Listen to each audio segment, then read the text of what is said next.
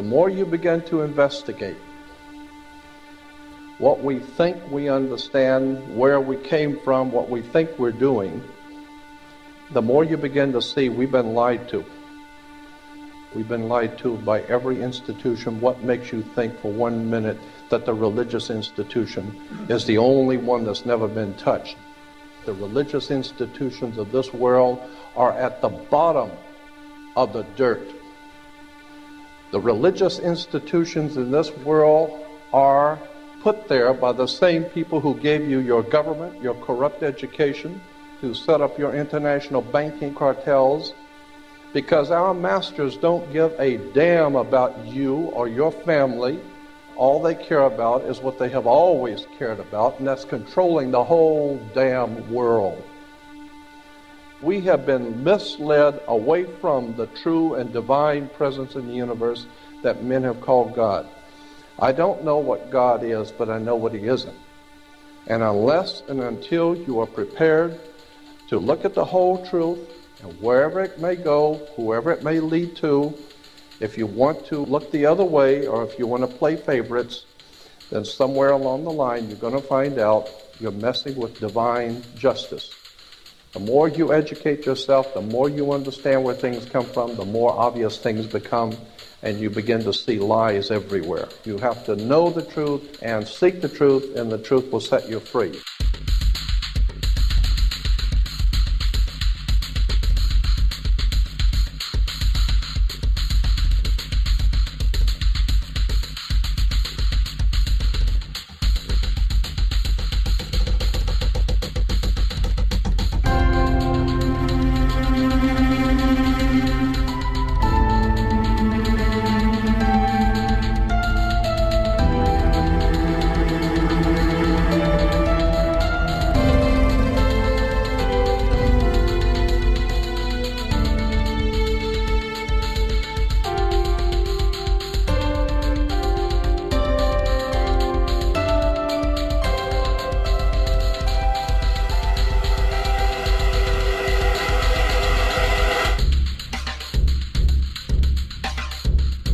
Because I got to tell you the truth, folks. I got to tell you the truth. When it comes to bullshit, big time, major league bullshit, you have to stand in awe of the all-time champion of false promises and exaggerated claims, religion. Think about it. Religion has actually convinced people that there's an invisible man living in the sky who watches everything you do every minute of every day. And the invisible man has a special list of 10 things he does not want you to do. And if you do any of these 10 things, he has a special place full of fire and smoke and burning and torture and anguish where he will send you to live and suffer and burn and choke and scream and cry forever and ever till the end of time. But he loves you. He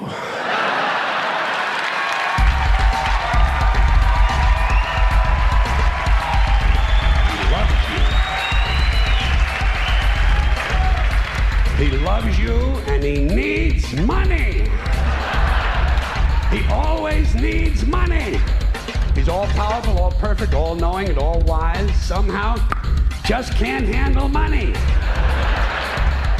Religion takes in billions of dollars, they pay no taxes, and they always need a little more. Now, you talk about a good bullshit story. Holy shit.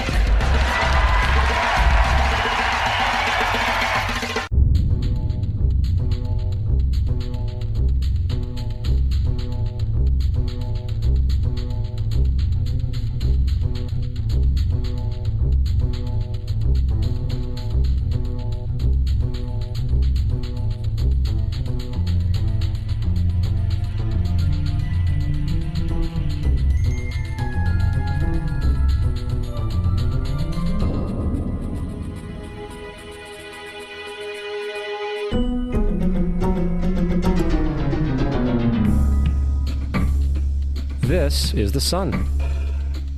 As far back as 10,000 BC, history is abundant with carvings and writings reflecting people's respect and adoration for this object.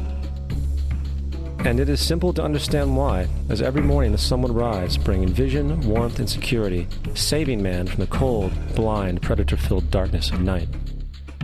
Without it, the cultures understood, the crops would not grow, and life on the planet would not survive.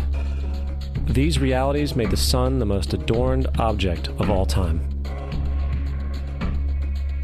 Likewise, they were also very aware of the stars. The tracking of the stars allowed them to recognize and anticipate events which occurred over long periods of time, such as eclipses and full moons. They in turn cataloged celestial groups into what we know today as constellations. This is the cross of the zodiac, one of the oldest conceptual images in human history. It reflects the sun as it figuratively passes through the 12 major constellations over the course of a year. It also reflects the 12 months of the year, the 4 seasons, and the solstices and equinoxes. The term zodiac relates to the fact that constellations were anthropomorphized or personified as figures or animals. In other words, the early civilizations did not just follow the sun and stars, they personified them with elaborate myths involving their movements and relationships.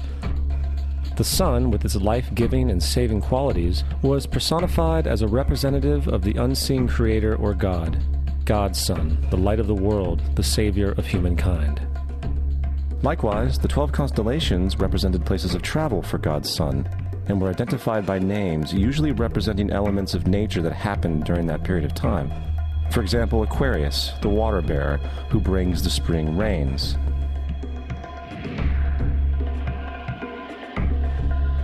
This is Horus. He is the sun god of Egypt of around 3000 BC. He is the sun anthropomorphized, and his life is a series of allegorical myths involving the sun's movement in the sky.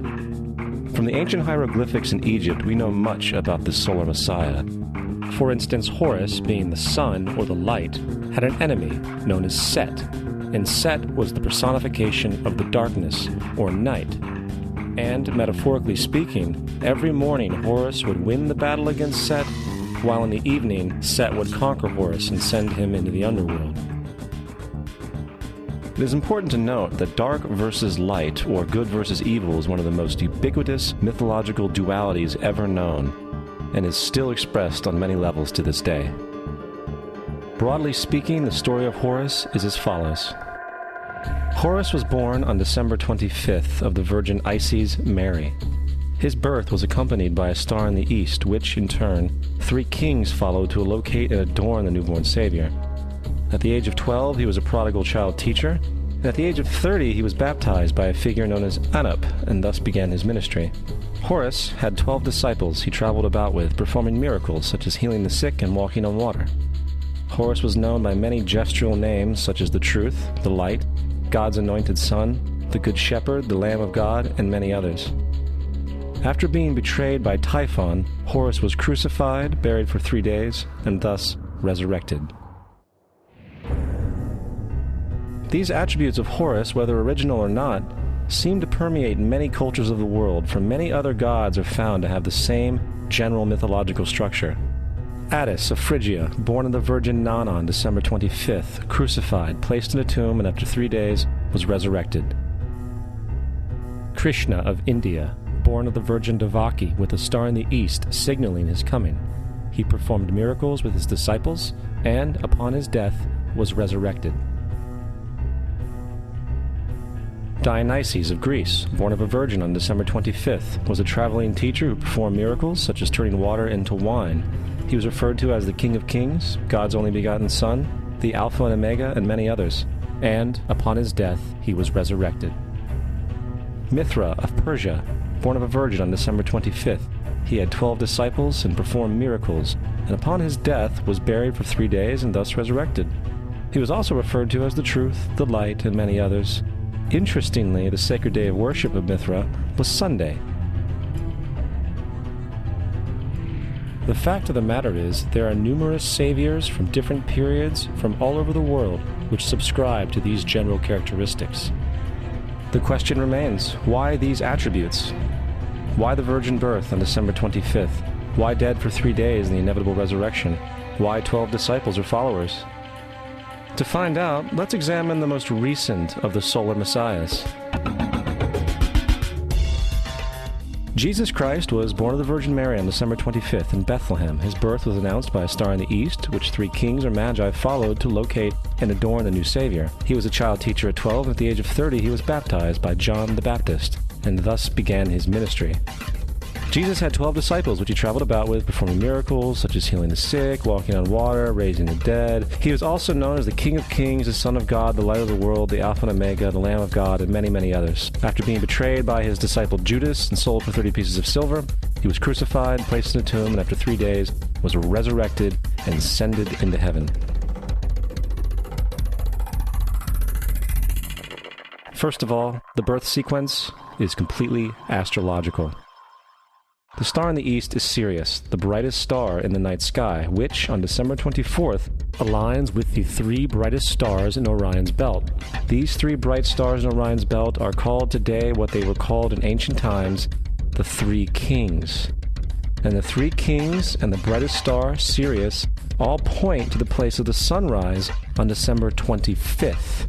This is why the 3 kings follow the star in the east, in order to locate the sunrise, the birth of the sun.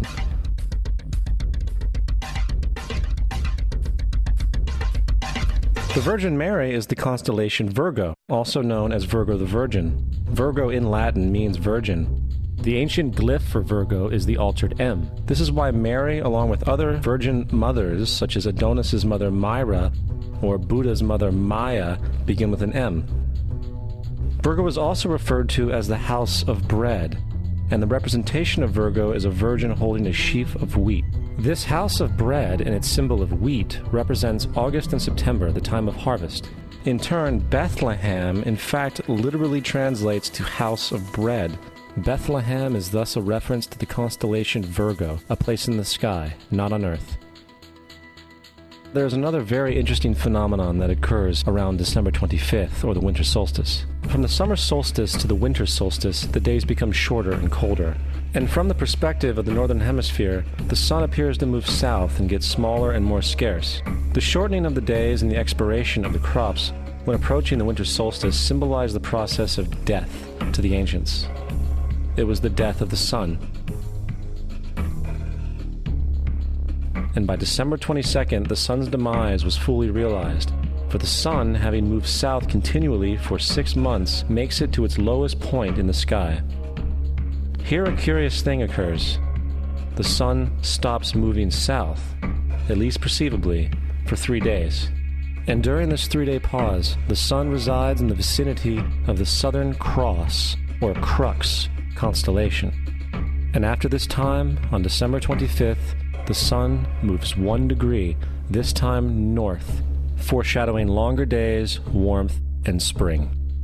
And thus it was said, the sun died on the cross, was dead for 3 days, only to be resurrected or born again. This is why Jesus and numerous other sun gods share the crucifixion, 3-day death, and resurrection concept. It is the sun's transition period before it shifts its direction back into the northern hemisphere, bringing spring and thus salvation. However, they did not celebrate the resurrection of the sun until the spring equinox, or Easter. This is because at the spring equinox, the sun officially overpowers the evil darkness, as daytime thereafter becomes longer in duration than the night, and the revitalizing conditions of spring emerge. Now, probably the most obvious of all the astrological symbolism around Jesus regards the 12 disciples. They are simply the 12 constellations of the zodiac, which Jesus, being the sun, travels about with. In fact, the number 12 is replete throughout the Bible.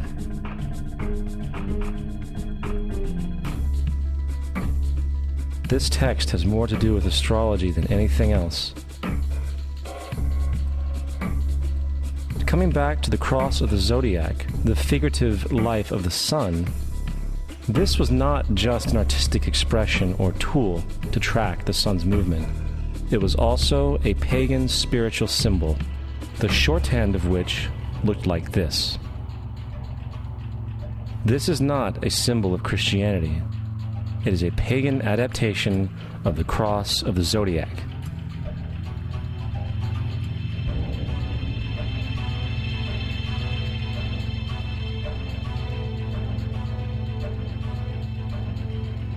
This is why Jesus in early occult art is always shown with his head on the cross, for Jesus is the Son of God, the light of the world, the risen Savior who will come again, as it does every morning, the glory of God who defends against the works of darkness, as he is born again every morning and can be seen coming in the clouds, up in heaven, with his crown of thorns or sun rays.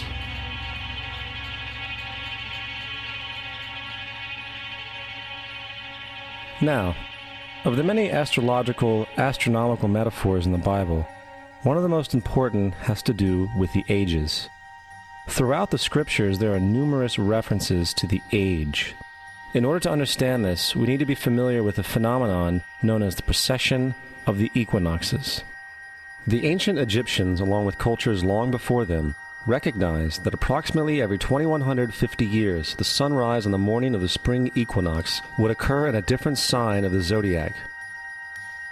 This has to do with a slow, angular wobble that the Earth maintains as it rotates on its axis. It is called a precession because the constellations go backwards rather than through the normal yearly cycle. The amount of time it takes for the precession to go through all 12 signs is roughly 25,765 years. This is also called the Great Year, and ancient societies were very aware of this, and they referred to each 2150-year period as an age. From 4300 BC to 2150 BC, it was the age of Taurus, the bull. From 2150 BC to 1 AD, it was the age of Aries, the ram. And from 1 AD to 2150 AD, it is the age of Pisces, the age we are still in to this day. And in and around 2150, we will enter the new age, the age of Aquarius. Now, the Bible reflects, broadly speaking, a symbolic movement through 3 ages while foreshadowing a fourth. In the Old Testament, when Moses comes down Mount Sinai with the 10 Commandments, he is very upset to see his people worshiping a golden bull calf. In fact, he shattered the stone tablets and instructed his people to kill each other in order to purify themselves. Most biblical scholars will attribute this anger to the fact that the Israelites were worshiping a false idol or something to that effect. The reality is, the golden bull is Taurus the bull, and Moses represents the new age of Aries the ram. This is why Jews even today still blow the ram's horn. Moses represents the new age of Aries, and upon the new age, everyone must shed the old age. Other deities mark these transitions as well, such as Mithra, a pre-Christian god who kills the bull in the same symbology. Now Jesus is the figure who ushers in the age following Aries, the age of Pisces, or the 2 fish. Fish symbolism is very abundant in the New Testament. Jesus feeds 5,000 people with bread and 2 fish. When he begins his ministry walking along Galilee, he befriends 2 fishermen who follow him. And I think we have all seen the Jesus fish on the back of people's cars. Little do they know what it actually means. It is a pagan astrological symbolism for the sun's kingdom during the age of Pisces. Also, Jesus' assumed birth date is essentially the start of this age.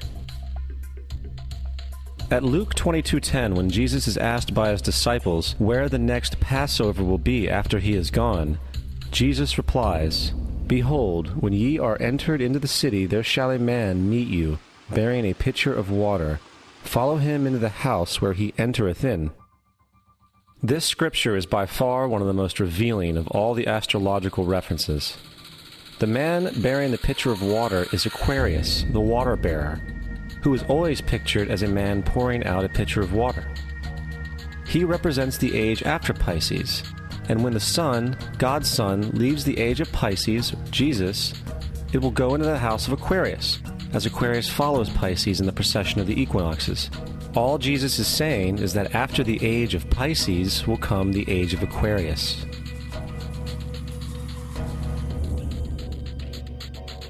Now, we have all heard about the end times and the end of the world. The cartoonish depictions in the book of Revelation aside, the main source of this idea comes from Matthew 28:20, where Jesus says, "I will be with you even to the end of the world." However, in the King James Version, world is a mistranslation, among many mistranslations. The actual word being used is eon, which means age. I will be with you even to the end of the age, which is true, as Jesus' solar Piscean personification will end when the sun enters the age of Aquarius. The entire concept of end times and the end of the world is a misinterpreted astrological allegory. Let's tell that to the approximately 100 million people in America who believe the end of the world is coming. Furthermore, the character of Jesus being a literary and astrological hybrid is most explicitly a plagiarization of the Egyptian sun god Horus. For example, inscribed about 3,500 years ago on the walls at the Temple of Luxor in Egypt are images of the Annunciation, the Immaculate Conception, the birth, and the adoration of Horus. The images begin with Thoth announcing to the Virgin Isis that she will conceive Horus, then Neph, the Holy Ghost, impregnating the Virgin, and then the virgin birth and the adoration. This is exactly the story of Jesus' miracle conception. In fact, the literary similarities between the Egyptian religion and the Christian religion are staggering.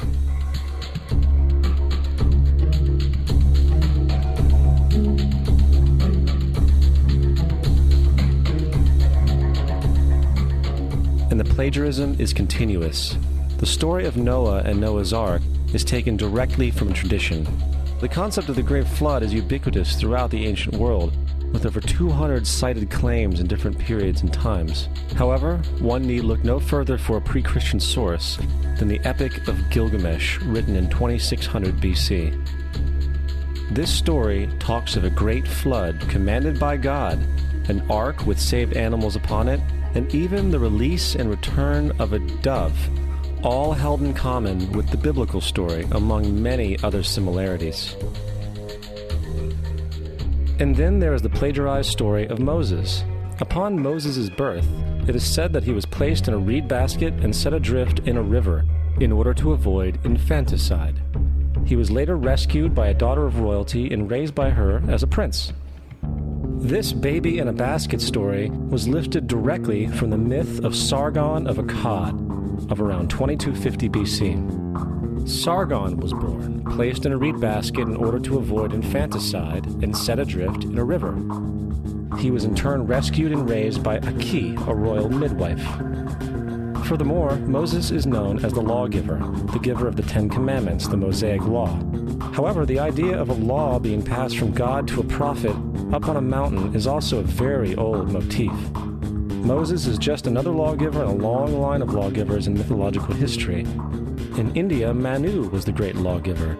In Crete, Minos ascended Mount Dicta, where Zeus gave him the sacred laws, while in Egypt there was Meses, who carried stone tablets and upon them the laws of God were written. Manu, Minos, Meses, Moses. And as far as the Ten Commandments, they are taken outright from spell 125 in the Egyptian Book of the Dead. What the Book of the Dead phrased, "I have not stolen," became "Thou shalt not steal." "I have not killed," became "Thou shalt not kill." "I have not told lies," became "Thou shalt not bear false witness," and so forth. In fact, the Egyptian religion is likely the primary foundational basis for the Judeo-Christian theology.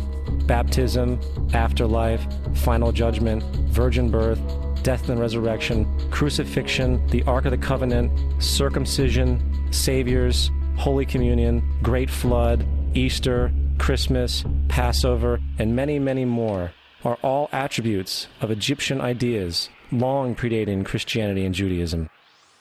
Justin Martyr, one of the first Christian historians and defenders, wrote, "When we say that he, Jesus Christ, our teacher, was produced without sexual union, was crucified and died and rose again and ascended into heaven, we propound nothing different from what you believe regarding those who you esteem sons of Jupiter.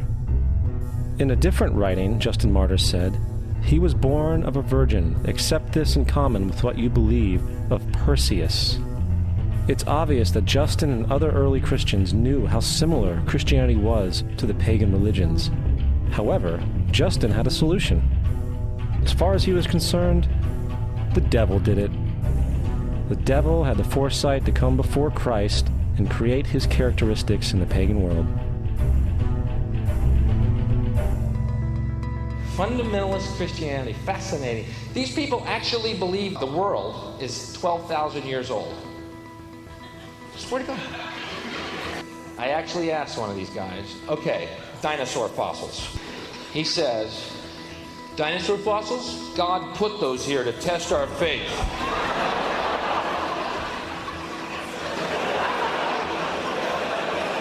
I think God put you here to test my faith, dude.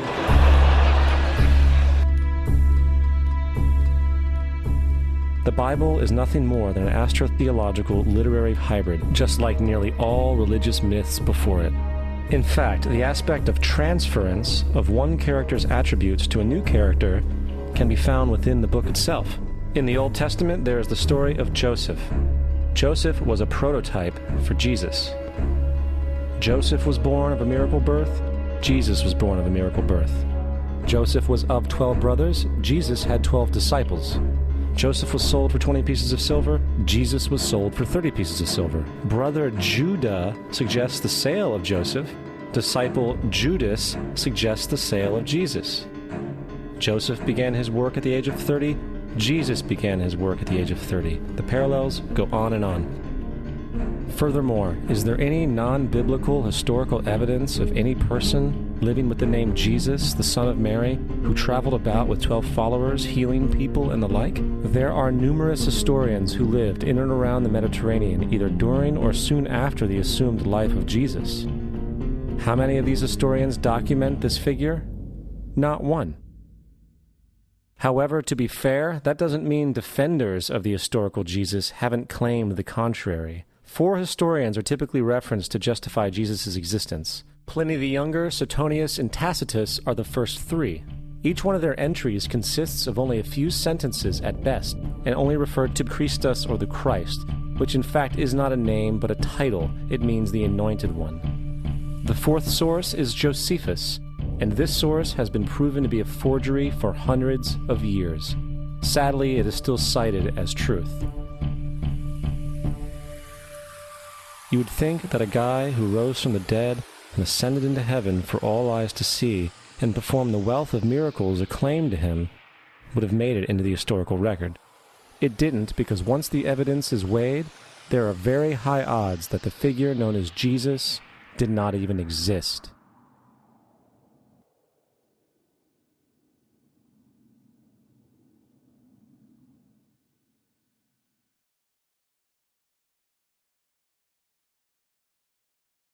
We don't want to be unkind, but we want to be factual. We don't want to cause hurt feelings, but we want to be academically correct in what we understand and know to be true. Christianity just is not based on truth.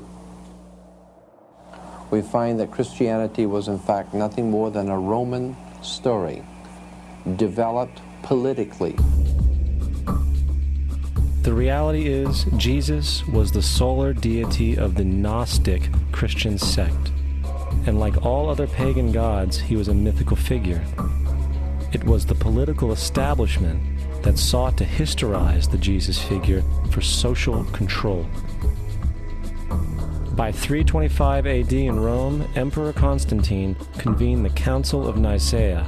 It was during this meeting that the politically motivated Christian doctrines were established, and thus began a long history of Christian bloodshed and spiritual fraud. And for the next 1600 years, the Vatican maintained a political stranglehold on all of Europe, leading to such joyous periods as the Dark Ages, along with enlightening events such as the Crusades and the Inquisition.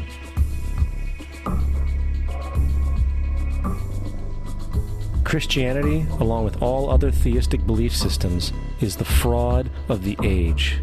It serves to detach the species from the natural world, and likewise each other. It supports blind submission to authority. It reduces human responsibility to the effect that God controls everything, and in turn awful crimes can be justified in the name of a divine pursuit. And most importantly, it empowers those who know the truth, but use the myth to manipulate and control societies.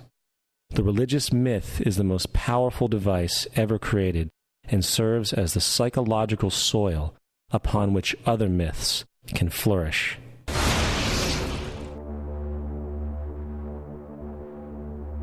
A myth is an idea that, while widely believed, is false. In a deeper sense, in the religious sense, a myth serves as an orienting and mobilizing story for a people. The focus is not on the story's relation to reality, but on its function. A story cannot function unless it is believed to be true in the community or the nation. It is not a matter of debate. If some people have the bad taste to raise the question of the truth of the sacred story, the keepers of the faith do not enter into debate with them. They ignore them or denounce them as blasphemers. It is wrong, blasphemous, and sinful for you to suggest, imply, or help other people come to the conclusion that the U.S. government killed 3,000 of its own citizens.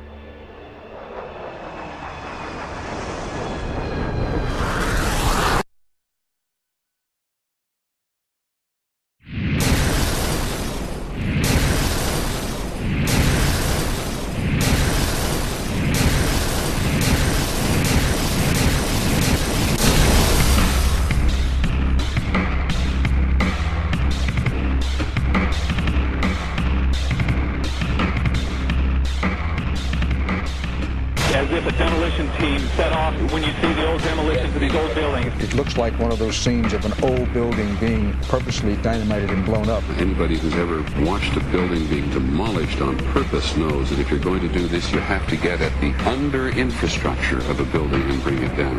The way the structure is collapsing, this was the result of something that was planned. It's not accidental that the first tower just happened to collapse and then the second tower just happened to collapse in exactly the same way.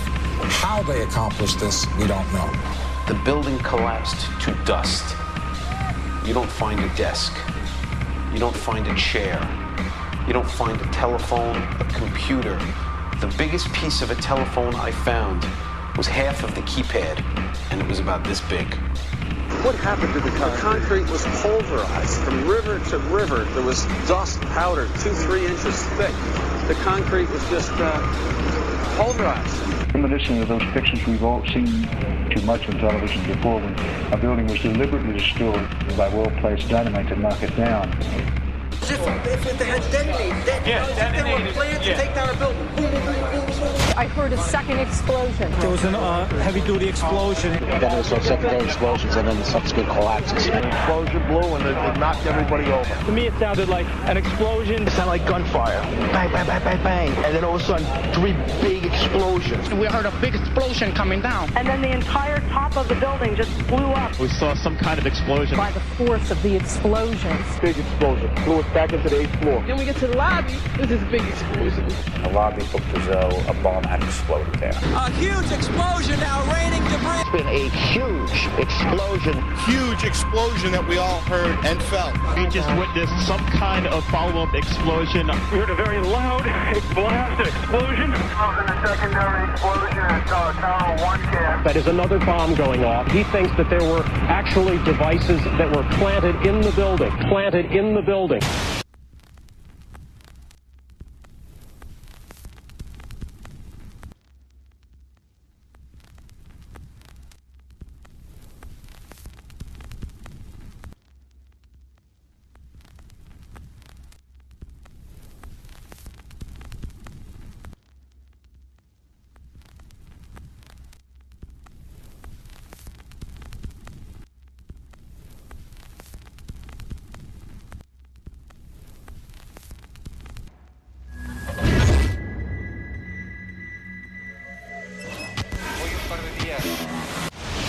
I don't think anybody could have predicted that they would try to use an airplane as a missile, a hijacked airplane as a missile. Nobody in our government, at least, and I don't think the prior government that could envision flying airplanes into buildings.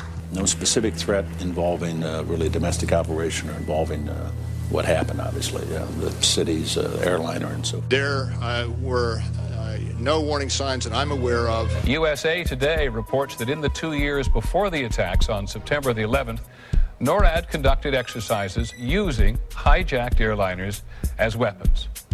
And one target was the World Trade Center.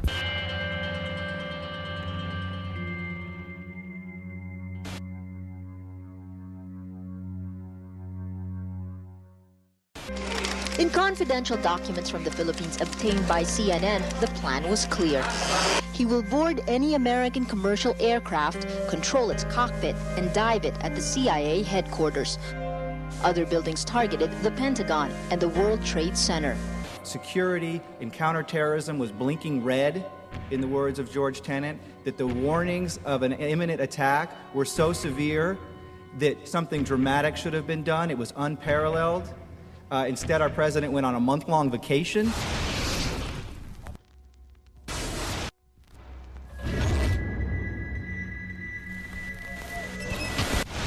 The head of Pakistani intelligence at the ISI, Mahmoud Ahmed, requested Omar Sheikh to wire $100,000 to Mohammed Atta, who was the lead hijacker. Hijacker Mohammed Atta received wire transfers via Pakistan. The man sending the money to Atta is believed to be Ahmed Umar Saeed Sheikh. Omar Sheikh admitted he was supported by the Pakistan government's intelligence service, the ISI.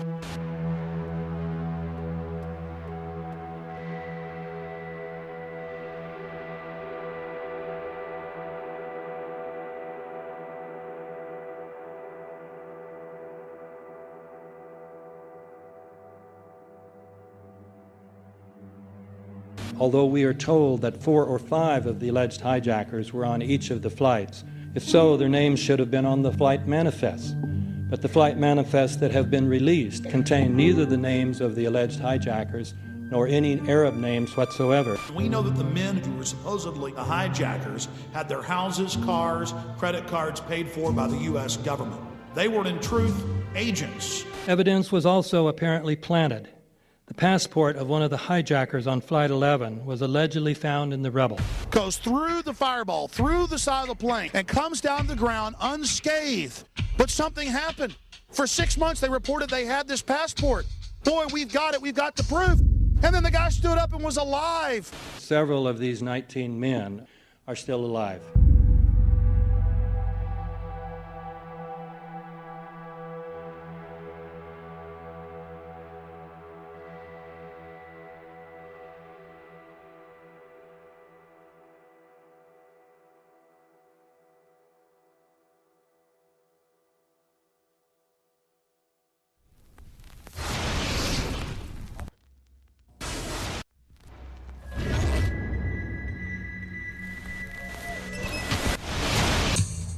Of course we're after Saddam Hussein, bin Laden. He's January 2001, the Bush administration orders the FBI and intelligence agencies to back off investigations involving the bin Laden family, including 2 of Osama bin Laden's relatives, who were living, guess where, in Falls Church, Virginia, right next to CIA headquarters. When he was already America's most wanted criminal, he reportedly spent 2 weeks in the American hospital in Dubai, was treated by an American doctor, and visited by the local CIA agent. We have not seen one piece of evidence that links Osama bin Laden directly to the planning stages of September 11th. This failure to provide proof was later said to be unnecessary because bin Laden, in a video allegedly found in Afghanistan, admitted responsibility for the attacks. This confession is now widely cited as proof. But the man in this video has darker skin, fuller cheeks, and a broader nose than the Osama bin Laden of all other videos. We again seem to have planted evidence. In 1976, Osama's older brother Salim bin Laden hired a man in Texas by the name of Jim Bath to handle all the investments in the United States for the bin Laden family. Jim Bath also happens to be a personal, almost lifelong friend and former Air National Guard pilot with George W. Bush. The connections between the Bushes and the bin Ladens become much more clear when George Herbert Walker Bush made trips to Saudi Arabia in 1998 and 2000 to meet with the bin Laden family on behalf of a company called the Carlyle Group.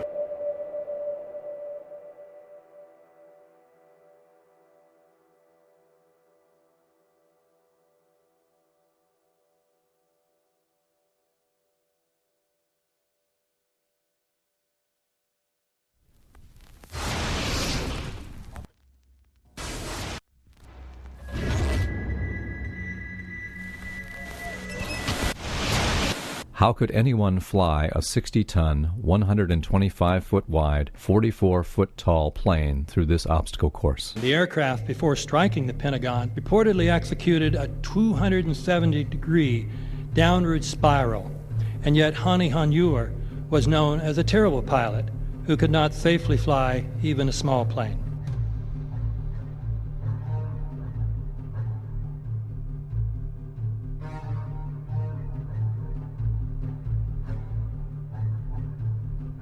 No seats, no luggage, no bodies.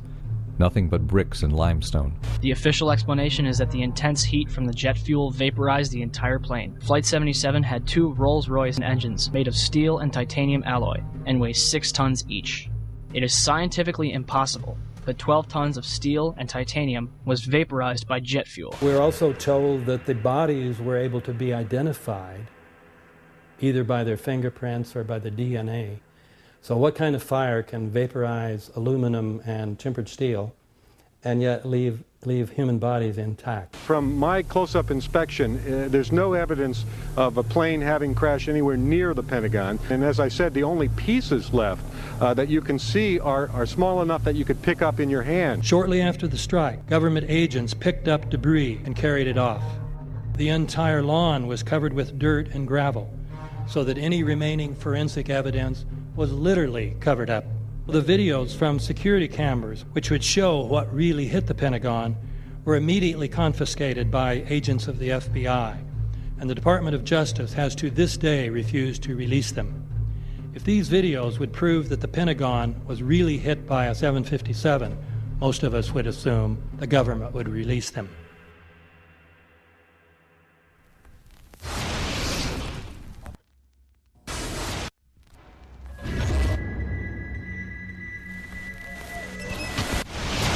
It looks like there's nothing there except for a hole in the ground. Basically, that's right. The only thing you could see from where we were was a big gouge in the earth and some broken trees. We could see some people walking around in the area, but from where we could see, there wasn't much left. Any large pieces of debris at all? No, there was nothing that you could distinguish that a plane had crashed there.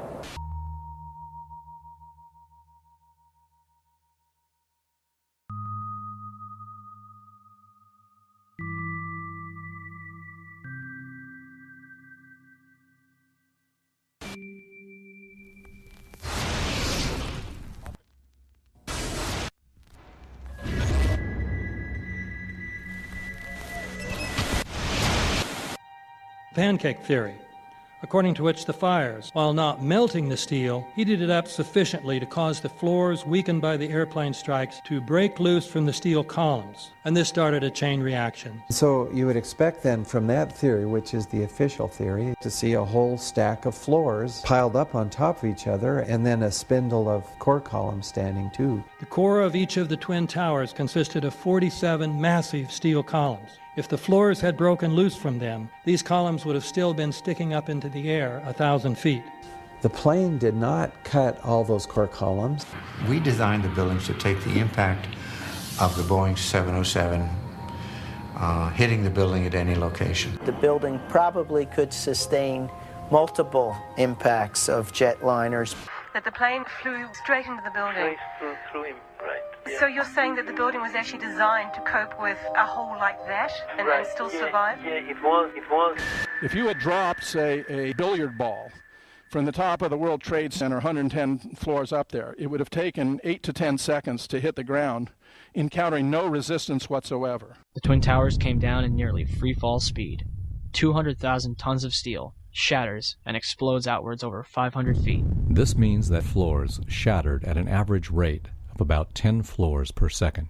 There is no scenario for a pancake effect of buildings falling that allows them to fall at the rate of free fall. Now what can do that? What can move mass out of the way? Explosives.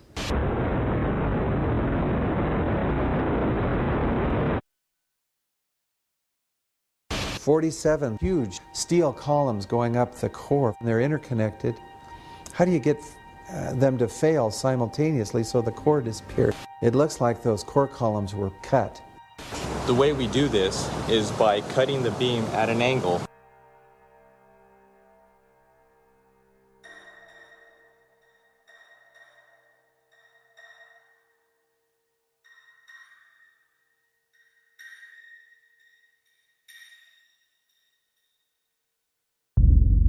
I started looking at the molten metal.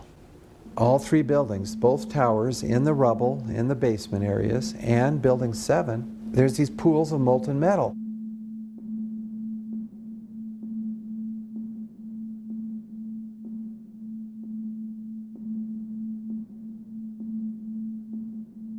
You'd get down below and you'd see molten steel running down the channel rails, like you're in a foundry. Like lava. The molten steel was found 3, 4, and 5 weeks later, when the rubble was being removed. He said that molten steel was also found underneath World Trade Center 7.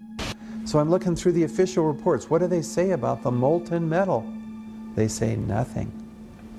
Now, wait a minute. This is important evidence. So where'd that come from? Thermite is so hot that it'll just cut through steel, through structural steel, for example, like a knife through butter. The products are molten iron and aluminum oxide, which goes off primarily as a dust. You know those enormous dust clouds? You can imagine when you assemble these chemicals on a large scale.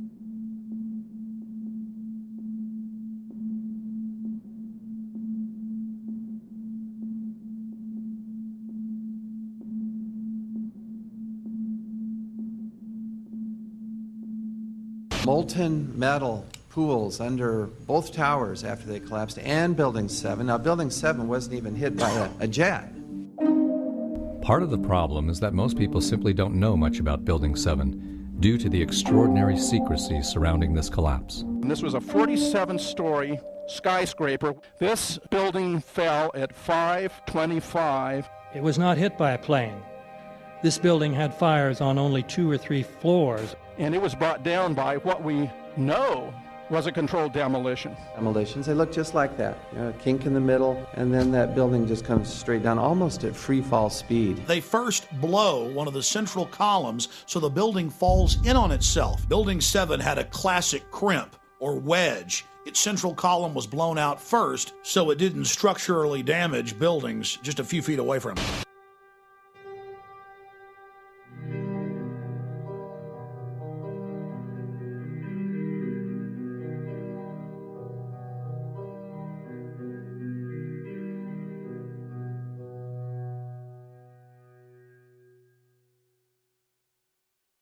Our office was on the B1 level. As I was talking to a supervisor at 8:46, and all of a sudden we hear, boom! An explosion so hard that pushed us upwards. And it came from the basement between the B2 level and the B3 level. And when I went to verbalize, we hear, boom! The impact of the plane on the top. As I'm walking by the main freight corridor building in the corridor, that's when I got blown. I mean, the impact of the explosion threw me to the floor, and that's when everything started happening. All of a sudden, a big impact happened again, and all the ceiling tile was falling down, the light fixtures were falling. You know, you got to go clear across the whole from 1 to 2 World Trade Center, and then all of a sudden, it happened all over again. Something else hit us to the floor. Right in the basement, you felt it. Walls were caving in, everything that was going on. I mean, I know of people that got killed in the basement. I know of people that got broken legs in the basement. People that got reconstructive surgery because the walls hit them in the face.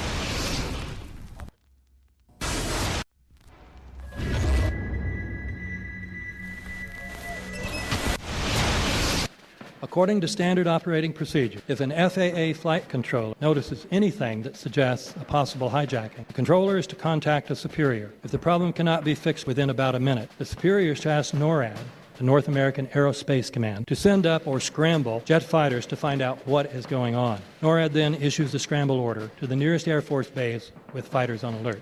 But although interceptions usually occur within 10 or so minutes, in this case, 80 or so minutes had elapsed before fighters were even airborne. It's a mind-bending anomaly. Not a single U.S. Air Force interceptor turns a wheel until it's too late. There are no jets at all. What if they were so confused and had been so deliberately confused that they couldn't respond? The reason that they didn't know where to go was because a number of conflicting and overlapping war game exercises were taking place. It involved the insertion of false radar blips onto radar screens in the Northeast Air Defense Sector. Center Team U, we have a problem here. We have a hijacked aircraft headed towards New York. We need someone to scramble some F-16s or something up there to help us out. Is this real world or exercise? Is this real world or exercise? There was another exercise, Vigilant Warrior, which was, in fact, according to a NORAD source, a live-fly hijack drill being conducted at the same time. With only 8 available fighter aircraft, and they have to be dispatched in pairs, they were dealing with as many as 22 possible hijacks on the day of 9/11, and they couldn't separate the war game exercises from the actual hijacks.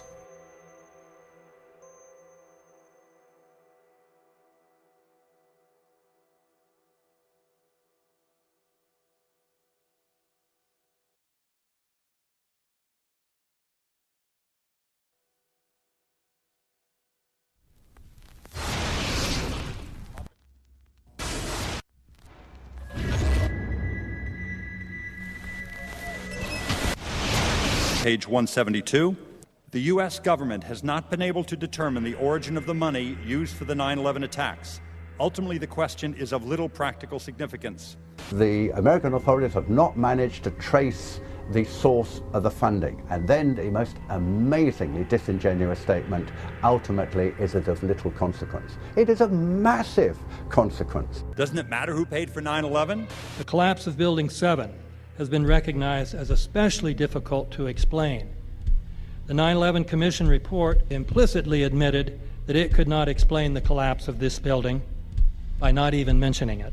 President, why are you and the Vice President insisting on appearing together before the 9/11 Commission? Because the 9/11 Commission wants to ask us questions. That's why we're meeting, and I look forward to meeting with them and answering their questions.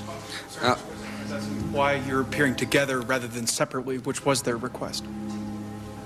Because it's a good chance for both of us to answer questions that the 9/11 Commission is looking forward to asking us, and I'm looking forward to answering them. Let's see. Do you think they should be able to stand up and speak their own words? They should go under oath. They should be, yeah. In public.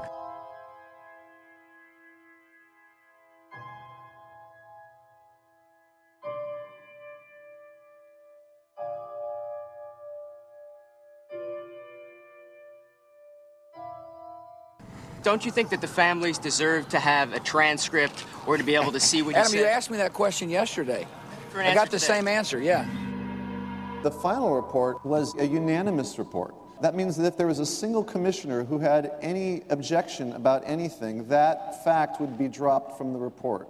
We have found out that he not only served on the transition team of the Bush administration, that he was a person who wrote a draft memo for the setup of the Bush administration's National Security Council, that he was an individual who wrote the preemptive war strategy that was eventually used for the war in Iraq, that he is a close friend of Condoleezza Rice's. We want him to resign. There is literally nothing in the 9/11 report that the Bush administration did not approve of. We can understand, therefore, why the Commission, under Zelikow's leadership, would have ignored all the evidence that would point to the truth, that 9/11 was a false flag operation intended to authorize the doctrines and funds needed for a new level of imperial mobilization.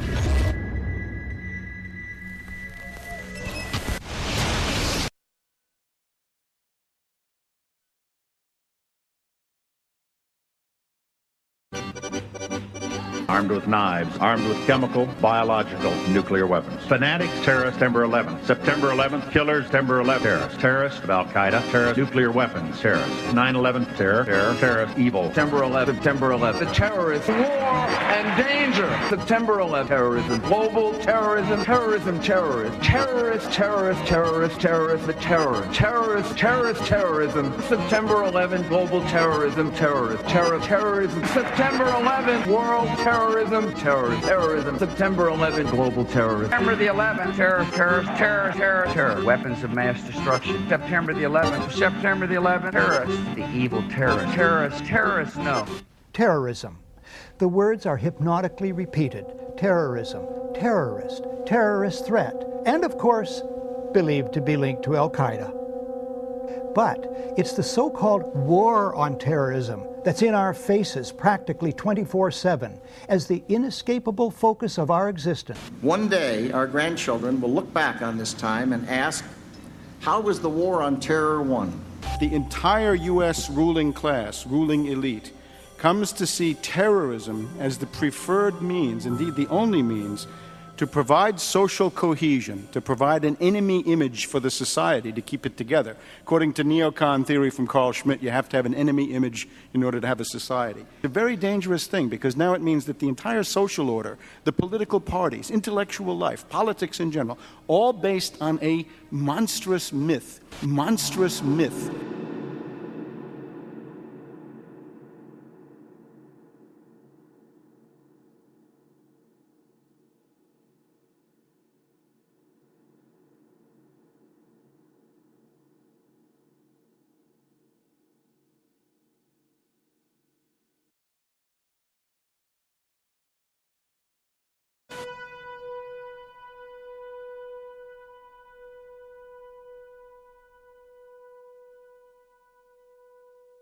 Look, the CIA has done in this country, what they've done to us is unbelievable. Look at the terrorist acts that have occurred. The CIA behind most, if not all of them. We had the Marine barracks. We had our embassy in Kenya. We had Pan Am 103. We had the USS Cole. We had Oklahoma City. We had the World Trade Center in 1993. That helped the terrorists blow up the World Trade Center the first time. They built the bomb. They got the driver's license. The informant, the FBI informant, a fellow named Salam, a 43-year-old former Egyptian army officer, he was given the assignment to put the bomb together. And he went to his supervisor, his FBI supervisor, and said, we're going to put a dummy bomb in here, right? And the FBI supervisor said, no, we're going to put a real bomb. The FBI actually carried out the attack on the World Trade Center in 1993. They actually hired Ahmad Salam and paid him $1 million and gave him real explosives, a detonator, and told him to build a bomb and to give it to the foolish people that he was controlling to allow them to attack the World Trade Center complex. Unfortunately for them, there were only 6 people killed, not enough to pass the legislation. So what happened is 2 years later, April 19, 1995, down comes Oklahoma City Murrah building, 168 people killed. 1 year later, the anti-terrorism legislation that takes away many of our constitutional rights and civil liberties is passed.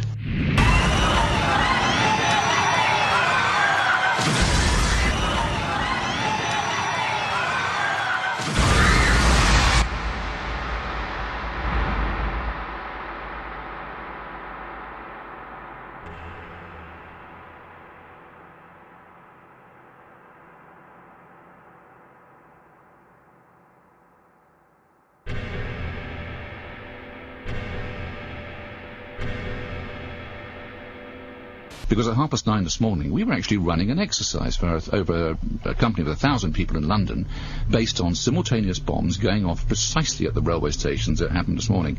So I still have the hairs on the back of my neck standing upright. To get this quite straight, you were running an exercise to see how you would cope with this, and it happened while you were running the exercise? Precisely.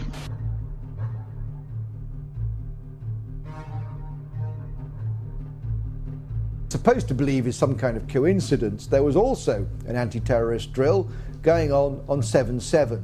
And again, just like 9/11, they were talking about attacks on the same targets, the same kind of tube stations, and exactly the same time as the actual attack happened, providing some kind of cover for what must be operations orchestrated in some way by the state.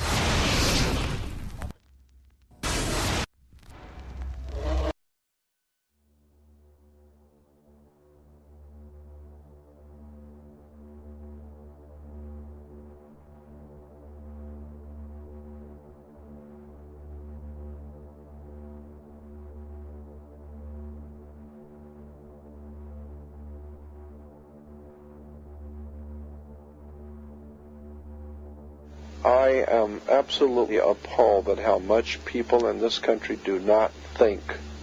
We are given to understand that, that an Arabic guy out there up in the mountains financed the most elaborate attack on this country. Do you think some people in a cave were able to have NORAD stand down? Do you think that people in a cave were able to have all of this happen? And when I think about how many Americans were killed in New York City, and believing as I do that this thing was a setup job, this is a textbook operation that Nazis used, and they've used it over and over again. America has been suckered in one more time. I don't have to tell you things are bad. Everybody knows things are bad. The dollar buys a nickel's worth. Banks are going bust. Shopkeepers keep a gun under the counter. Punks are running wild in the street, and there's nobody anywhere who seems to know what to do, and there's no end to it. We know the air is unfit to breathe, and our food is unfit to eat. We sit watching our TVs while some local newscaster tells us that today we had 15 homicides and 63 violent crimes, as if that's the way it's supposed to be. We know things are bad, worse than bad. They're crazy. It's like everything everywhere is going crazy, so we don't go out anymore. We sit in the house, and slowly the world we're living in is getting smaller, and all we say is, please, at least leave us alone in our living rooms. Let me have my toaster and my TV and my steel-belted radios, and I won't say anything. Just leave us alone. Well, I'm not going to leave you alone. I want you to get mad. I don't want you to protest. I don't want you to riot. I don't want you to write to your congressmen because I wouldn't know what to tell you to write. I don't know what to do about the depression and the inflation and the Russians and the crime in the street. All I know is that first, you've got to get mad. You've got to say, I'm a human being. God damn it. My life has value.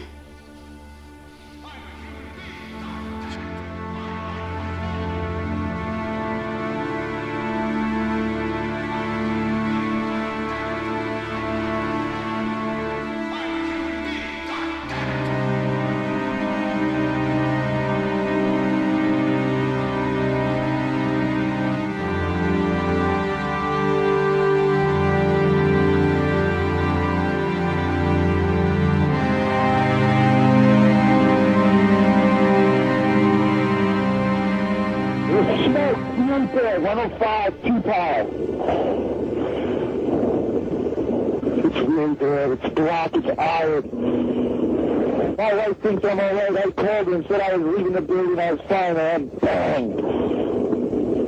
It's the three of us, 2 broken windows. Oh, God!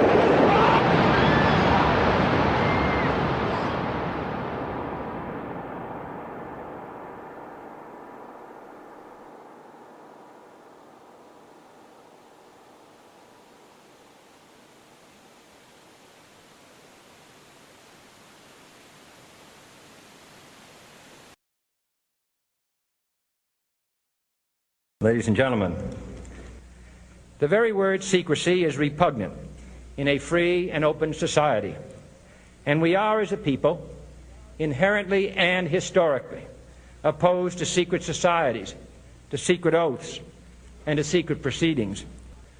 For we are opposed around the world by a monolithic and ruthless conspiracy that relies primarily on covert means for expanding its sphere of influence, on infiltration instead of invasion, on subversion instead of elections, on intimidation instead of free choice.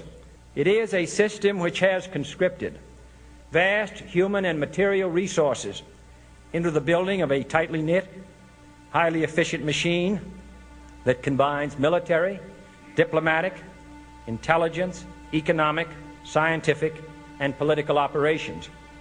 Its preparations are concealed, not published. Its mistakes are buried, not headlined. Its dissenters are silenced, not praised. No expenditure is questioned, no secret is revealed. That is why the Athenian lawmaker Solon decreed it a crime for any citizen to shrink from controversy. I am asking your help in the tremendous task of informing and alerting the American people, confident that with your help, man will be what he was born to be, free and independent.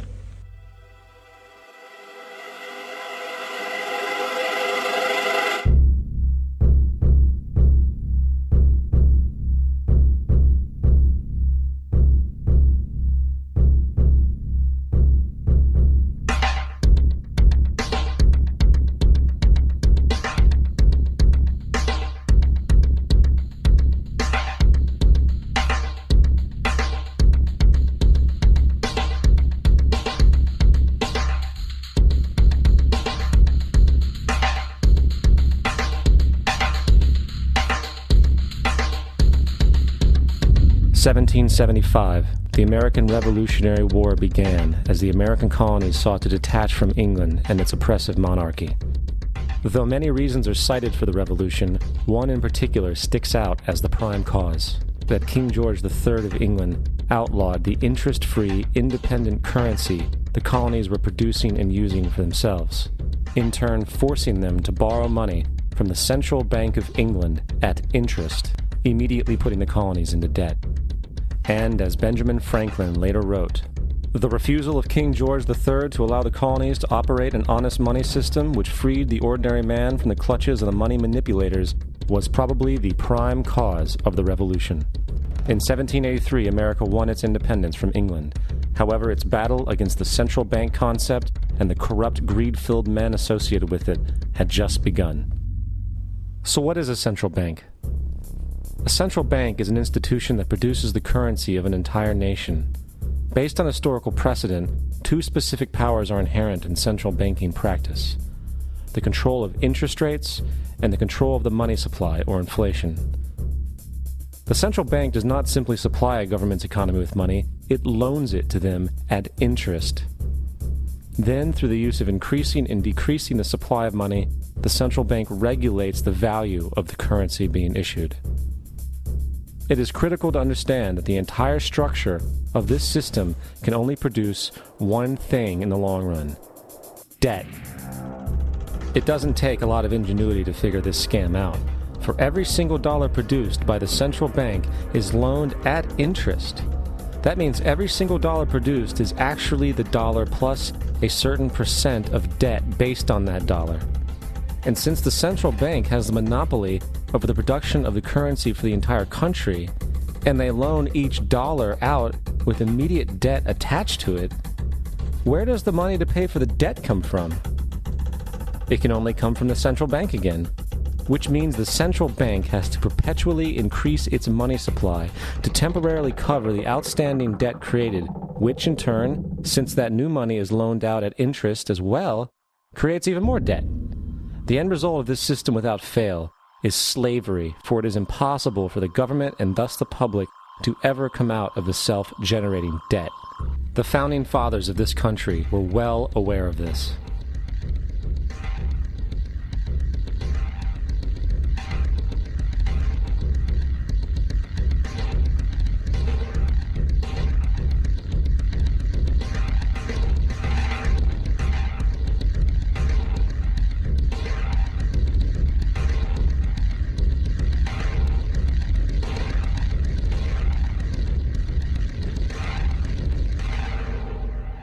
By the early 20th century, the U.S. had already implemented and removed a few central banking systems, which were swindled into place by ruthless banking interests. At this time, the dominant families in the banking and business world were the Rockefellers, the Morgans, the Warburgs, the Rothschilds. And in the early 1900s, they sought to push once again legislation to create another central bank. However, they knew the government and public were very weary of such an institution, so they needed to create an incident to affect public opinion. So, J.P. Morgan, publicly considered a financial luminary at the time, exploited his mass influence by publishing rumors that a prominent bank in New York was insolvent or bankrupt. Morgan knew this would cause mass hysteria, which would affect other banks as well. And it did. The public, in fear of losing their deposits, immediately began mass withdrawals. Consequently, the banks were forced to call in their loans, causing the recipients to sell their property, and thus a spiral of bankruptcies, repossessions, and turmoil emerged. Putting the pieces together a few years later, Frederick Allen of Life magazine wrote, "The Morgan interests took advantage to precipitate the panic, guiding it shrewdly as it progressed." Unaware of the fraud, the Panic of 1907 led to a congressional investigation headed by Senator Nelson Aldrich, who had intimate ties to the banking cartels and later became part of the Rockefeller family through marriage. The commission, led by Aldrich, recommended a central bank should be implemented so a panic like 1907 could never happen again. This was the spark the international bankers needed to initiate their plan. In 1910, a secret meeting was held at a J.P. Morgan estate on Jekyll Island off the coast of Georgia. It was there that the central banking bill called the Federal Reserve Act was written. This legislation was written by bankers, not lawmakers. This meeting was so secretive, so concealed from government and public knowledge that the 10 or so figures who attended disguised their names when en route to the island. After this bill was constructed, it was then handed over to their political frontman, Senator Nelson Aldrich, to push through Congress. And in 1913, with heavy political sponsorship by the bankers, Woodrow Wilson became president, having already agreed to sign the Federal Reserve Act in exchange for campaign support. And 2 days before Christmas, when most of Congress was at home with their families, the Federal Reserve Act was voted in, and Wilson in turn made it law. Years later, Woodrow Wilson wrote, in regret,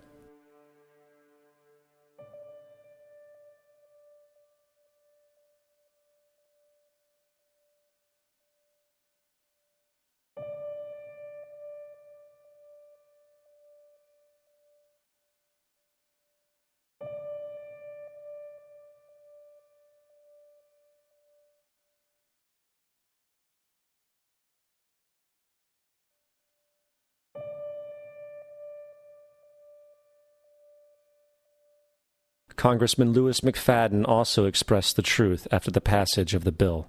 A world banking system was being set up here, a superstate controlled by international bankers, acting together to enslave the world for their own pleasure. The Fed has usurped the government. Now, the public was told that the Federal Reserve System was an economic stabilizer, and inflation and economic crises were a thing of the past. Well, as history has shown, nothing is further from the truth.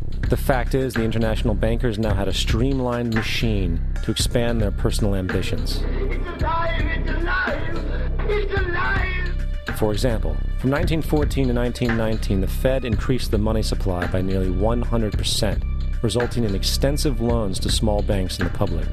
Then, in 1920, the Fed called in mass percentages of the outstanding money supply, thus resulting in the supporting banks having to call in huge numbers of loans, and, just like 1907, bank runs, bankruptcy, and collapse occurred. Over 5,400 competitive banks outside of the Federal Reserve System collapsed, further consolidating the monopoly of the small group of international bankers. Privy to this crime, Congressman Lindbergh stepped up and said in 1921, "Under the Federal Reserve Act, panics are scientifically created. The present panic is the first scientifically created one, worked out as we figure a mathematical equation." However, the Panic of 1920 was just a warm-up.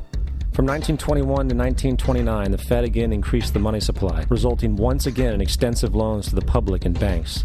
There was also a fairly new type of loan called a margin loan in the stock market. Very simply, the margin loan allowed an investor to put down only 10% of a stock's price, with the other 90% being loaned through the broker. In other words, a person could own $1,000 worth of stock with only $100 down. This method was very popular in the roaring 1920s, as everyone seemed to be making money in the market. However, there was a catch to this loan. It could be called in at any time and had to be paid within 24 hours. This is termed a margin call, and the typical result of a margin call is the selling of the stock purchased with the loan. So, a few months before October in 1929, J.D. Rockefeller, Bernard Baruch, and other insiders quietly exited the market. And on October 24th, 1929, the New York financiers who furnished the margin loans started calling them in masse. This sparked an instantaneous, massive sell-off in the market, for everyone had to cover the margin loans. It then triggered mass bank runs for the same reason, in turn collapsing over 16,000 banks, enabling the conspiring international bankers to not only buy up rival banks at a discount, but to also buy up whole corporations at pennies on the dollar. It was the greatest robbery in American history. But that didn't stop there. Rather than expanding the money supply in order to recover from this economic collapse, the Fed actually contracted it, fueling one of the largest depressions in history. Once again outraged, Congressman Louis McFadden, a longtime opponent of the banking cartels, began bringing impeachment proceedings against the Federal Reserve Board, saying of the crash and depression, it was a carefully contrived occurrence. International bankers sought to bring about a condition of despair so that they might emerge the rulers of us all. Not surprisingly, and after 2 previous assassination attempts, McFadden was poisoned at a banquet before he could push for the impeachment. Now, having reduced the society to squalor, the Federal Reserve bankers decided that the gold standard should be removed. In order to do this, they needed to acquire the remaining gold in the system. So, under the pretense of helping to end the Depression, came the 1933 gold seizure. Under the threat of imprisonment for 10 years, everyone in America was required to turn in all gold bullion to the Treasury, essentially robbing the public of what little wealth they had left. And at the end of 1933, the gold standard was abolished.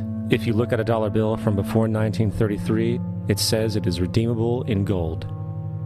You look at a dollar bill today, it says it is legal tender, which means it is backed by absolutely nothing. It is worthless paper.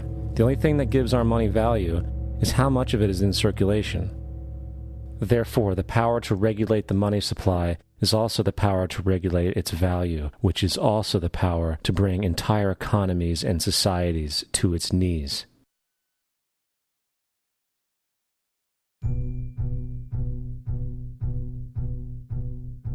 It's important to clearly understand the Federal Reserve is a private corporation. It is about as Federal Express. It makes its own policies and is under virtually no regulation by the U.S. government. It is a private bank that loans all the currency at interest to the government, completely consistent with the fraudulent central banking model that the country sought to escape from when it declared independence in the American Revolutionary War.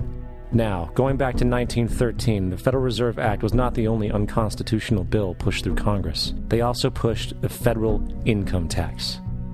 It's worthwhile to point out that the American public's ignorance towards the federal income tax is a testament to how dumbed down and oblivious the American population really is.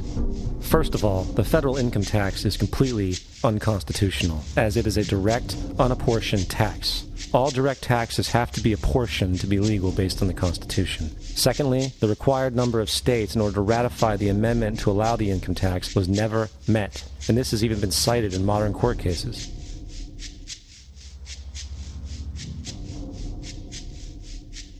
Third, at the present day, roughly 35% of the average worker's income is taken from them via this tax. That means you work 4 months out of the year to fulfill this tax obligation. And guess where that money goes? It goes to pay the interest on the currency being produced by the fraudulent Federal Reserve Bank, a system that does not have to exist at all. The money you make working 4 months out of the year goes almost literally into the pockets of the international bankers who own the private Federal Reserve Bank. And fourth, even with the fraudulent government claim as to the legality of the income tax, there is literally no statute, no law in existence that requires you to pay this tax, period. I really expected that, of course, there's a law that you can point to in the law book, the code, that requires you to file a tax return. Of course there is. I was at that point where I couldn't find the statute that clearly made a person liable. At least not me and most people I know, and I had no choice in my mind except to resign. Based on the research that I did throughout the year 2000 and that I'm still doing, I have not found that law. I've asked Congress, we've asked a lot of people in the IRS commissioners, helpers. They can't answer, because if they answer, the American people are going to know that this whole thing is a fraud. I haven't filed an federal income tax return since I left. I have not filed a tax return since 1999. The income tax is nothing less than the enslavement of the entire country. Now, the control of the economy and the perpetual robbery of wealth is only one side of the Rubik's Cube the bankers hold in their hands. The next tool for profit and control is war. Since the inception of the Federal Reserve in 1913, a number of large and small wars have commenced. The three most pronounced were World War I, World War II, and Vietnam. World War I. In 1914, European wars broke out centered around England and Germany. The American public wanted nothing to do with the war. In turn, President Woodrow Wilson publicly declared neutrality. However, under the surface, the U.S. administration was looking for any excuse it could find to enter it. In a noted observation by Secretary of State William Jennings, the large banking interests were deeply interested in the World War because of the wide opportunities for large profits. It's important to understand that the most lucrative thing that can happen for the international bankers is war, for it forces the country to borrow even more money from the Federal Reserve Bank at interest. Woodrow Wilson's top advisor and mentor was Colonel Edward House, a man with intimate connections with the international bankers who wanted in the war. In a documented conversation between Colonel House, Wilson's advisor, and Sir Edward Grey, the Foreign Secretary of England, regarding how to get America into the war, Grey inquired, "What will Americans do if Germans sink an ocean liner with American passengers on board?" House responded, "I believe that a flame of indignation would sweep the United States, and that by itself would be sufficient to carry us into war." So, on May 7, 1915, on essentially the suggestion of Sir Edward Grey, a ship called the Lusitania was deliberately sent into German-controlled waters, where German military vessels were known to be. And, as expected, German U-boats torpedoed the ship, exploding stored ammunition, killing 1,200 people.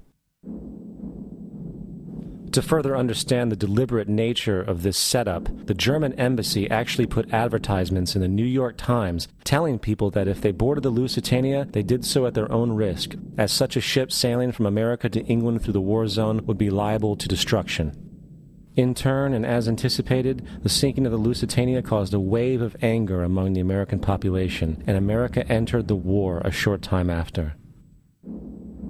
The First World War caused 323,000 American deaths. J.D. Rockefeller made $200 million off of it. Not to mention the war cost about $30 billion for America, most of which was borrowed from the Federal Reserve Bank at interest, furthering the profits of the international bankers. World War II.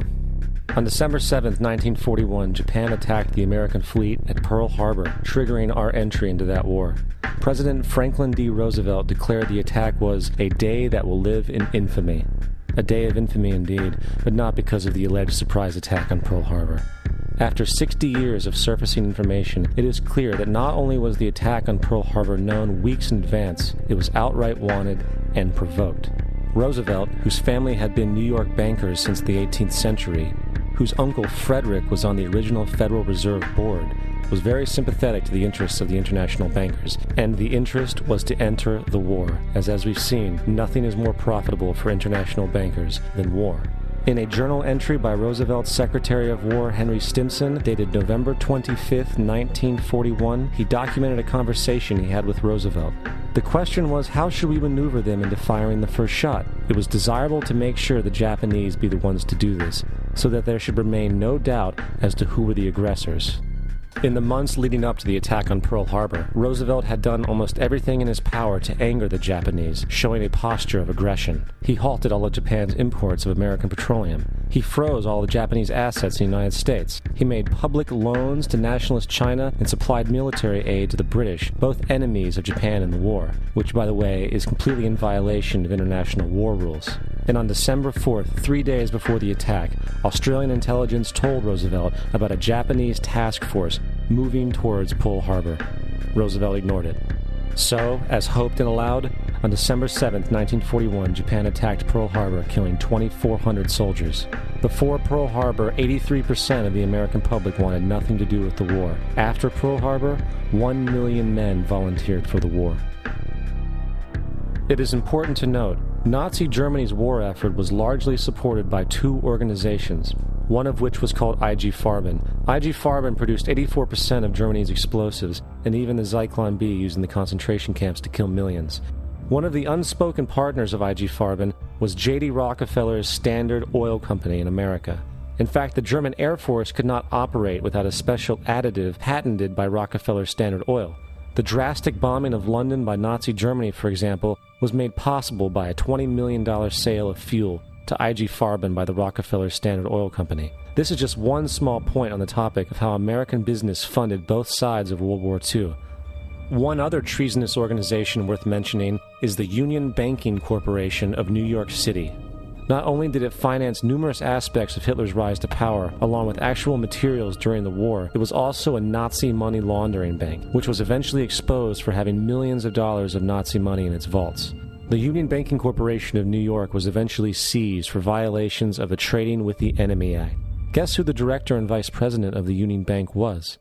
Prescott Bush, our current president's grandfather, and of course our former president's father. Keep that in mind when considering the moral and political dispositions of the Bush family.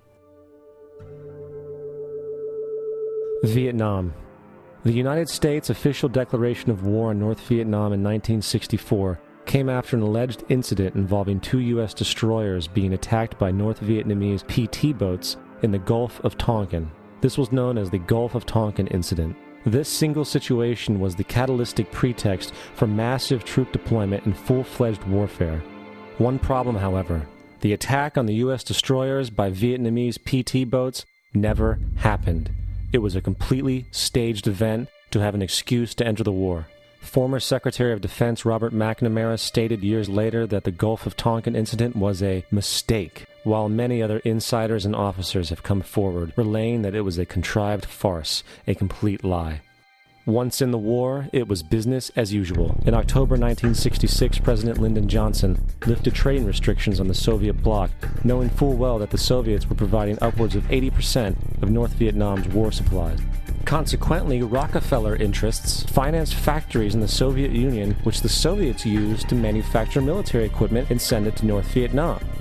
However, the funding of both sides of this conflict was only one side of the coin. In 1985, Vietnam's rules of engagement were declassified. This detailed what American troops were and were not allowed to do in the war. It included absurdities like North Vietnamese anti-aircraft missile systems could not be bombed until they were known to be fully operational. No enemy could be pursued once they crossed the border of Laos or Cambodia. And most revealing of all, the most critical strategic targets were not allowed to be attacked unless initiated by high military officials. Apart from these imposed ludicrous limitations, North Vietnam was informed of these restrictions and therefore could base entire strategies around the limitations of the American forces. This is why the war went on so long. And the bottom line is this: the Vietnam War was never meant to be won, just sustained. This war for profit resulted in 58,000 American deaths and 3 million dead Vietnamese. So, where are we now?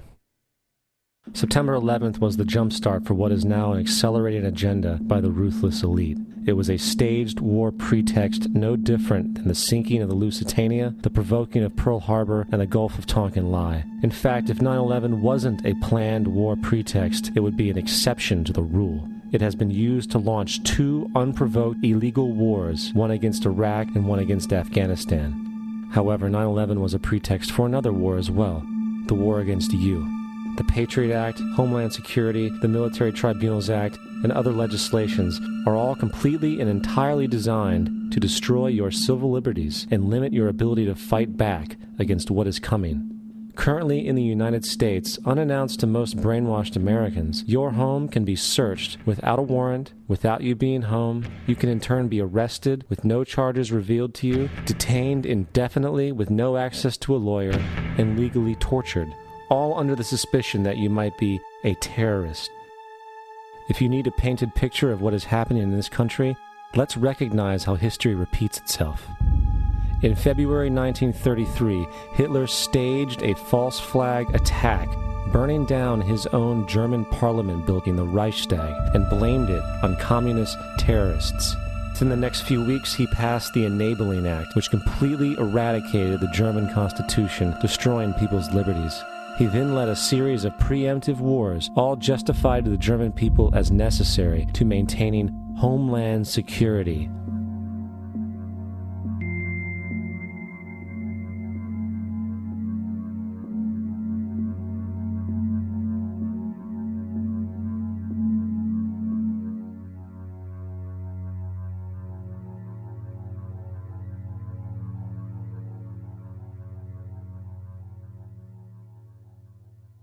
Am Schicksal des Kommunismus und der sich mit ihm verbrüdernden anderen Organisationen ändert dies nichts. Our enemy is a radical network of terrorists and every government that supports them. It's time to wake up. The people in power go out of their way to make sure that you are perpetually misled and manipulated. The majority's perception of reality, especially in the political arena, is not their own. It is shrewdly imposed upon them without them even knowing it. For example, the public at large actually believes the invasion of Iraq is going badly, as sectarian violence doesn't seem to stop. What the public fails to see is that the destabilization of Iraq is exactly what the people behind the government want. This war is to be sustained so the region can be divided up, domination of the oil maintained, continual profits reaped for the defense contractors, and most importantly, permanent military bases established to be used as a launching pad against other oil-bearing, non-conforming countries such as Iran and Syria.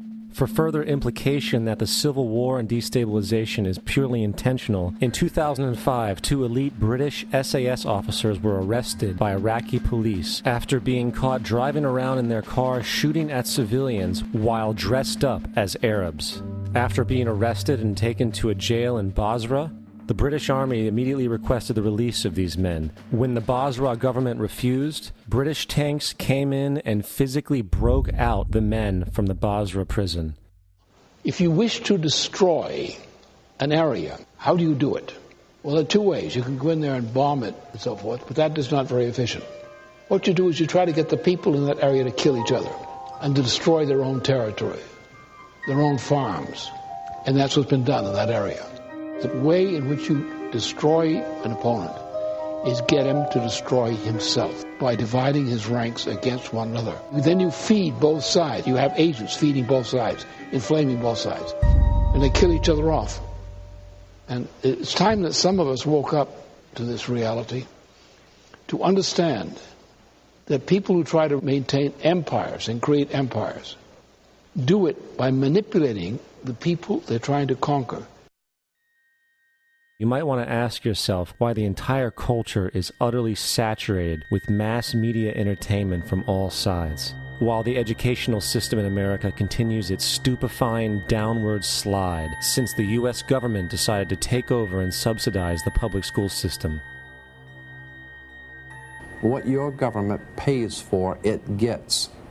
When we understand that, then we look at government-financed institutions of education and see the kind of students and the kind of education that's being turned out by these government-financed schools. Logic will tell you that if what is being turned out in those schools was not in accord with what the state and the federal government wanted, then it would change it. The bottom line is that the government is getting what they have ordered. They do not want your children to be educated. They do not want you to think too much. That is why our country and our world has become so proliferated with entertainments, mass media, television shows, amusement parks, drugs, alcohol, and every kind of entertainment to keep the human mind entertained, so that you don't get in the way of important people by doing too much thinking. You had better wake up and understand that there are people who are guiding your life and you don't even know it. We're in a lot of trouble because you people and 62 million other Americans are listening to me right now, because less than 3% of you people read books, because less than 15% of you read newspapers, because the only truth you know is what you get over this tube. Right now, there is an entire generation that never knew anything that didn't come out of this tube. This tube is the gospel, the ultimate revelation. This tube can make or break presidents, popes, prime ministers. This tube is the most awesome goddamn force in the whole godless world. And woe is us if it all falls into the hands of the wrong people. And when the largest company in the world controls the most awesome goddamn propaganda force in the whole godless world, who knows what shit will be peddled for truth on this network. So you listen to me. Listen to me. Television is not the truth. Television is a goddamn amusement park. Television is a circus, a carnival, a traveling troupe of acrobats, storytellers, dancers, singers, jugglers, sideshow freaks, lion tamers, and football players. We're in the boredom-killing business. But you people sit there day after day, night after night, all ages, colors, creeds. We're all you know. You're beginning to believe the illusions we're spinning here. You're beginning to think that the tube is reality and that your own lives are unreal. You do whatever the tube tells you. You dress like the tube. You eat like the tube. You raise your children like the tube. You even think like the tube. This is mass madness, you maniacs. In God's name, you people are the real thing. We are the illusion. The last thing the men behind the curtain want is a conscious, informed public capable of critical thinking, which is why a continually fraudulent zeitgeist is output via religion, the mass media, and the educational system. They seek to keep you in a distracted, naive bubble, and they are doing a damn good job of it. In 2005, an arrangement between Canada, Mexico, and the United States was made. This arrangement, unannounced to the public, unregulated by Congress, merges the United States, Mexico, and Canada into one entity, erasing all borders. It's called the North American Union, and you might want to ask yourself why you've never heard of this. In fact, there is only one mainstream reporter who has actually heard of and has had the courage to cover this issue. The Bush administration's open borders policy and its decision to ignore the enforcement of this country's immigration laws is part of a broader agenda. President Bush signed a formal agreement that will end the United States as we know it, and he took the step without approval from either the U.S. Congress or the people of the United States. It's a deal that few have even heard of. It's being done again by very few people at the very top on behalf of the investment class, but the working class of people, political officials across our country, from communities, from cities and so forth, they don't know anything about this. This isn't some trade agreement. It is a total removal of sovereignty from these countries, which will also result in a completely new currency called the Amero. Fall. Apart from that, I think one thing people who are dollar-based need to focus on is the Amero. That's the one thing that nobody's talking about that I think is going to have a big impact on everybody's life in Canada, the U.S., and Mexico. The Amero is the proposed new currency for the North American community, which is being developed right now between Canada, the U.S., and Mexico to make a borderless community, much like the EU, and the dollar, Canadian dollar, U.S. dollar, and the Mexican peso replaced by the Amero. By default of this agreement, the American Constitution will eventually be obsolete. You would think that a situation like this would be on the cover of every major newspaper. That is until you realize that the people who are behind this movement are the same people behind the mainstream media, and you are not told what you're not supposed to know. The North American Union is the same concept as the European Union, the African Union, and the soon-to-be Asian Union, and the same people are behind all of them. And, when the time is right, the North American Union, the European Union, the African Union, and the Asian Union will be merged together, forming the final stages of a plan these men have been working on for over 60 years. A one-world government.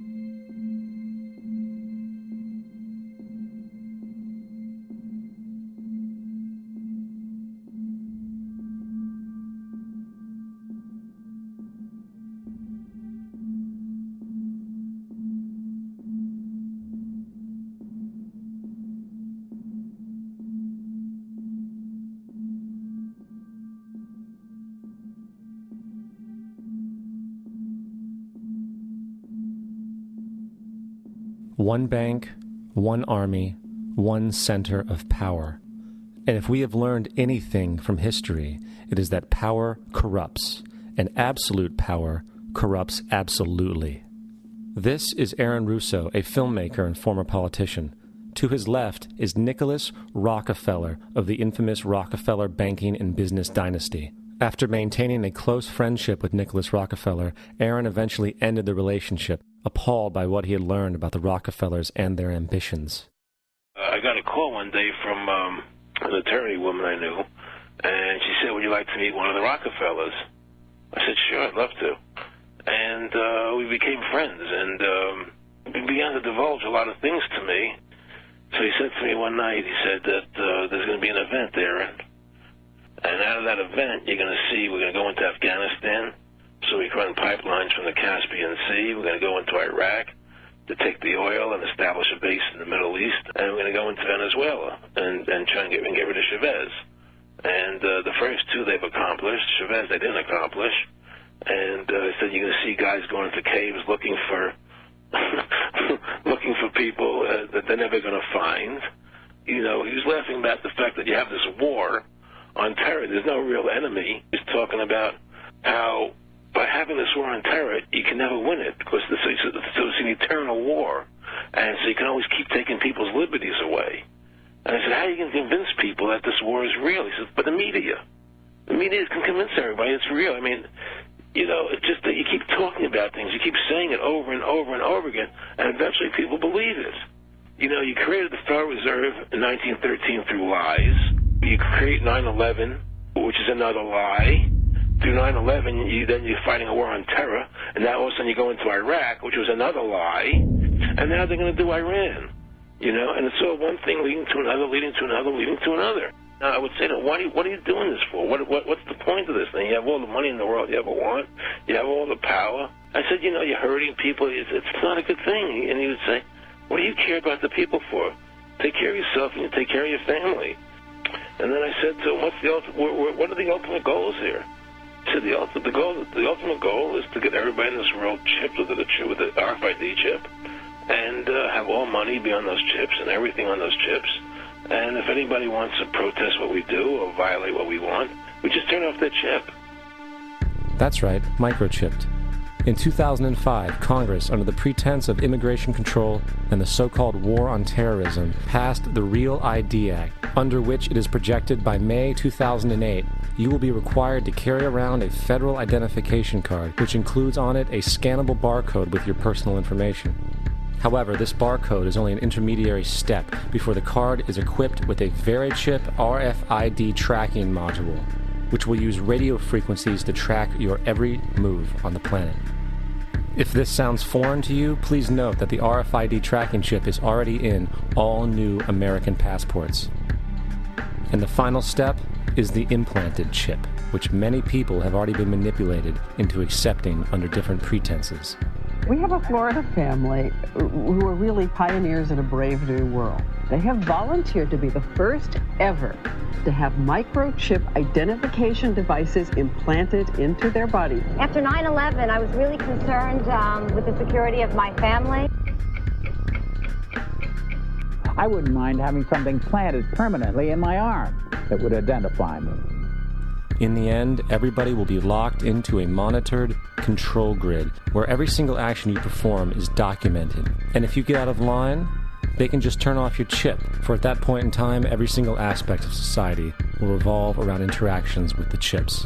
This is the picture that is painted for the future if you open your eyes to see it. A centralized one-world economy where everyone's moves and everyone's transactions are tracked and monitored, all rights removed. The most incredible aspect of all. These totalitarian elements will not be forced upon the people. The people will demand them.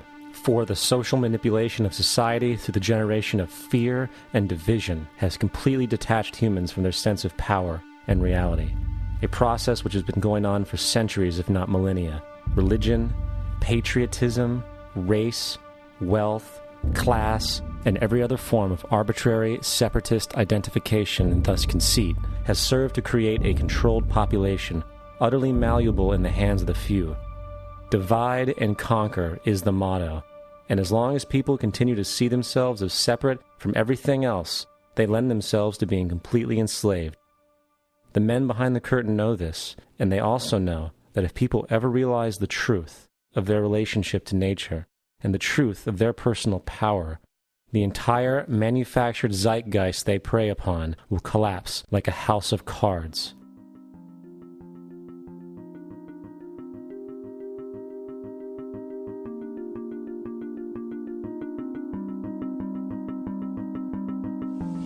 The whole system that we live in drills into us that we're powerless, that we're weak, that our society is evil, that it's crime-ridden, etc., and so forth. It's all a big, fat lie. We are powerful, beautiful, extraordinary. There is no reason why we cannot understand who we truly are, where we are going. There is no reason why the average individual cannot be fully empowered. We are incredibly powerful beings. You know, I think I spent 30 years of my life, the first 30, trying to become something. I wanted to become good at things. I wanted to become good at tennis. I wanted to become good at school and grades and everything I kind of viewed in that perspective. I'm not okay the way I am, but if I got good at things, I realized that I had the game wrong. The game was to find out what I already was. Find out what I already was.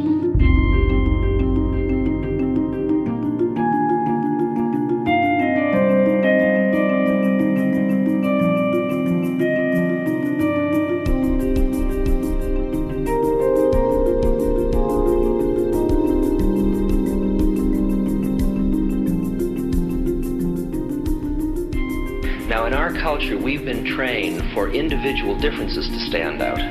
So you look at each person, immediately it is brighter, dumber, older, younger, richer, poorer, and we make all these dimensional distinctions, put them in categories and treat them that way. And we get so that we only see others as separate from ourselves in the ways in which they're separate. And one of the dramatic characteristics of experience is being with another person and suddenly seeing the ways in which they are like you, not different from you.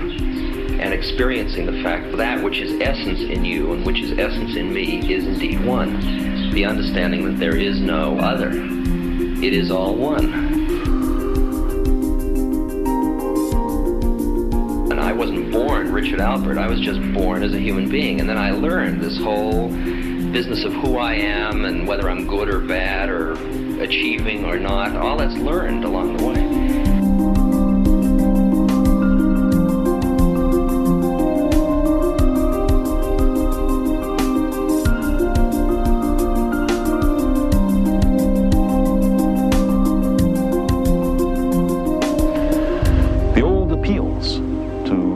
Racial, sexual, and religious chauvinism to rabid nationalist fervor are beginning not to work. A new consciousness is developing which sees the earth as a single organism and recognizes that an organism at war with itself is doomed.